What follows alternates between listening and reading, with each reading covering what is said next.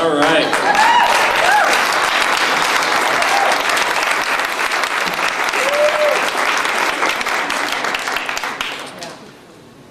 Well, good afternoon and thanks for coming. I'm going to do something that I don't usually do, which is actually read some of what I've written today. Usually I like to speak just off the cuff, but there's some important things going on in this country, and I want to make sure I say it right. But first, let me just say, I am officially announcing today in front of you that I am exploring the possibility of entering the race for the United States Congress.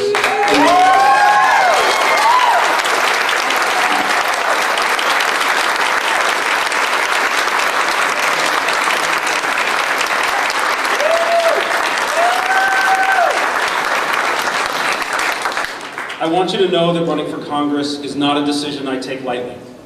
The issues facing Maine and this country are serious and complex, and they will require serious, bold, thoughtful action to resolve them. That's why I will be taking the time, along with friends, family, and supporters, to travel around the 1st District to meet with folks in their living rooms and where they work, to hear their concerns and their hopes for the future. In this exploration, I will seek to answer 2 fundamental questions. The first, what are the needs of the 1st Congressional District as a part of the larger whole in the United States of America? But number 2, and equally important, am I able to contribute meaningfully to meeting those needs? I believe that I should not be a candidate for this position, even if I could be elected, if I believe another person would better serve our state. I asked similar questions before I sought the honor of representing the citizens of Portland in the state Senate. This district represents not only Maine's largest urban community, but also unusual and diverse needs that broadly reflect Maine. From our socioeconomic diversity to our middle-class neighborhoods to our commercial enterprises, Portland's great span of issues requires compassion for human need, concern for the bottom line of business and government, and a willingness to learn. As Portland State Senator, I have sought to represent every citizen, no matter how new or how elderly, how poor or how wealthy. Every citizen must be represented. I know I answered these questions correctly 5 years ago because I have since done my best without regard to party, ideology, or special interest.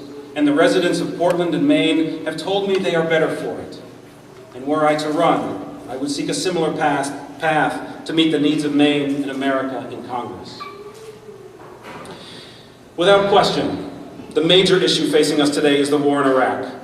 As the sponsor of a resolution in the Maine Senate opposing U.S. entry into the war 4 years ago, I am even more convinced today that this war is the most serious foreign policy blunder in a generation. It has cost the lives of thousands and thousands of good men and women and left thousands more with life-altering injuries. It has cost this nation incalculable damage to our prestige and honor around the world, and it has cost taxpayers hundreds of billions of dollars, money that could have been better spent on providing quality health care, better education, more research and development to rebuild our economy. I can't tell you every day as I wake up and think about what we have spent on this war. The billions that we have spent to destroy bridges in Iraq when our bridges back home are desperately in need of repair. The billions that we have spent to destroy schools in Iraq while our children back home don't get the education that they need, and the billions that we spend in Iraq destroying hospitals when we cannot create a universal, quality, affordable healthcare system for all Maine citizens. Enough is enough. It is time to end our involvement in Iraq and bring the troops.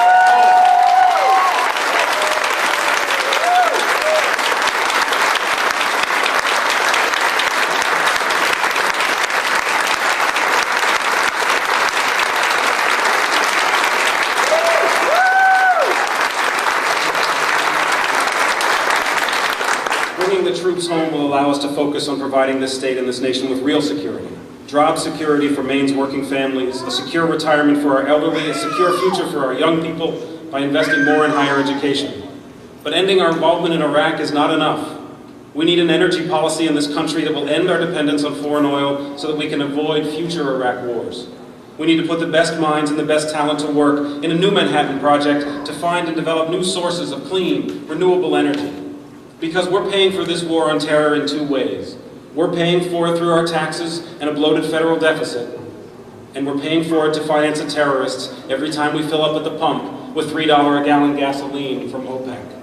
We're paying to wage it, and we're paying to fight it. And our continued reliance on fossil fuels is causing unprecedented harm to our environment through global climate change. If this isn't the definition of insanity, I don't know what is. And what do we get from this administration and our leaders in Washington? We get lip service, we get hot air and rhetoric, and we need action now. And we need action because our planet is melting.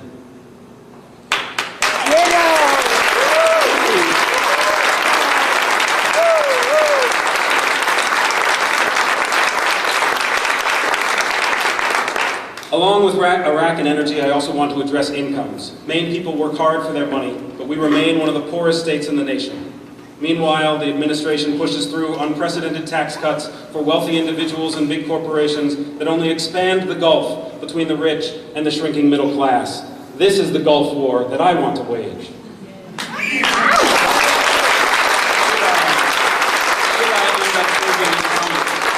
The first piece of legislation I will submit will be to repeal the Bush tax cut for the rich and redirect the resources into job development and better education opportunities for Maine people.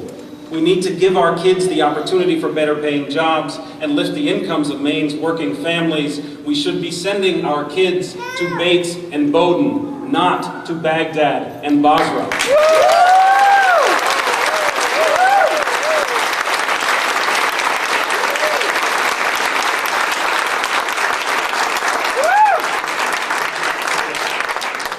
Some of the issues I want to talk to the people of the 1st District about, but more importantly, I want to listen. To help me do that, I am thankful to have the encouragement and assistance of so many people who have agreed to serve on my Exploratory committee, and so many of you are here today. Together, our mission will be to build a diverse group of people who represent a broad spectrum of perspectives, experiences, and voices, from women's rights activists to CEOs of major corporations, from small business owners to labor representatives, from sheriffs and DAs to farmers, retirees, full-time moms, from folks in York County, Cumberland, Kennebec, Sagadahoc, Lincoln, and Knox. We're building a movement of people who will stand with me as we look ahead to Maine's future, and we hope that you will stand with us too. This is an exciting time.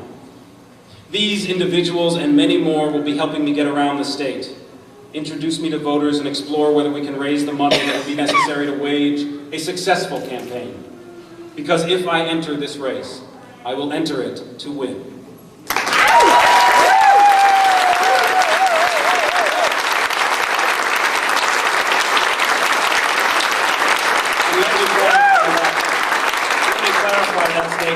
If we enter this race, we must enter it to win. I do not intend to go to Congress to be a backbencher. Maine deserves more. Just as I fought for Portland in the Maine legislature, I will fight for the people of Maine's 1st District in Congress. And let me say, I don't expect everyone to agree with everything I say, as Senator Diamond made very clear earlier. But you'll always know where I stand and why. That's the one promise I make. You will always know where I stand and why. I promise you that. So if I think I can make a real difference in the lives of Maine people, if I can be successful in bringing true Maine values to Washington, then you'll find me back here in a few months to begin a campaign not just for the 1st District seat in Congress, but a campaign for the future of Maine and the future of this great country. I look forward to walking down this road with you. Thank you very much.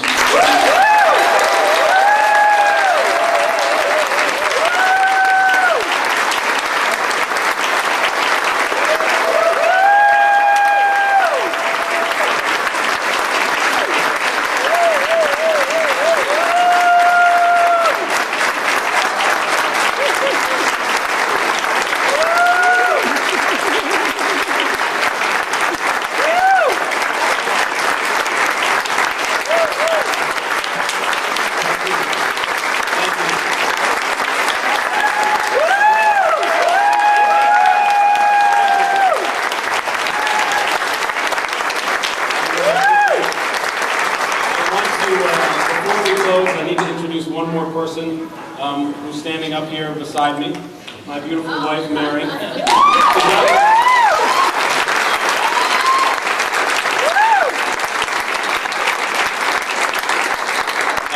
promised I'd never make her speak in public, because she really does not like, to do that, but she has been with me all the way, and I am sure we'll be there every day. You can imagine the emotional roller coaster of an effort like this, and I would not be able to even think about doing this if it weren't for Mary, so thank you so much.